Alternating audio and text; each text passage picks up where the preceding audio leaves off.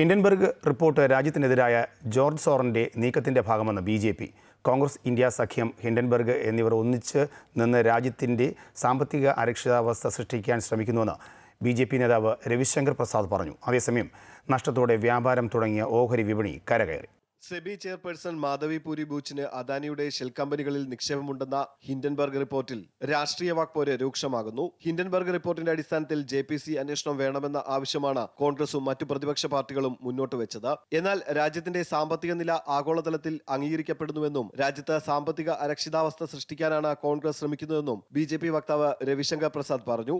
ശതകോടീശ്വരൻ George സോറസിന് ഹിൻഡൻബർഗിൽ നിക്ഷേപമുണ്ടെന്നും ഇന്ത്യക്കെതിരായ സോറസിന്റെ നീക്കത്തിന്റെ ഭാഗമാണ് ഹിൻഡൻബർഗിന്റെ അടിസ്ഥാനരഹിത ആരോപണമെന്നും രവിശങ്കർ പ്രസാദ് പറഞ്ഞു.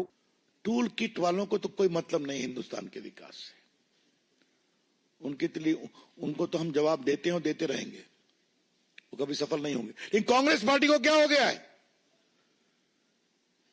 जिसने 55 साल तक देश में राज किया है? क्या मतलब है इसका? കോൺഗ്രസിന്റേത് ടൂൾ കിറ്റ് രാഷ്ട്രീയമാണെന്നും അദ്ദേഹം പരിഹസിച്ചു. കോൺഗ്രസ് ഹിൻഡൻബർഗ് നീക്കം നിക്ഷേപകർ മനസ്സിലാക്കുന്നുവെന്നും രവിശങ്കർ പ്രസാദ് പറഞ്ഞു. രാജ്യത്തിന്റെ സാമ്പത്തിക സ്ഥിതിയോടാണ് BJPക്ക് സ്നേഹമെന്നും അദ്ദേഹം വ്യക്തമാക്കി. അമൃത ന്യൂസ്, ന്യൂഡൽഹി.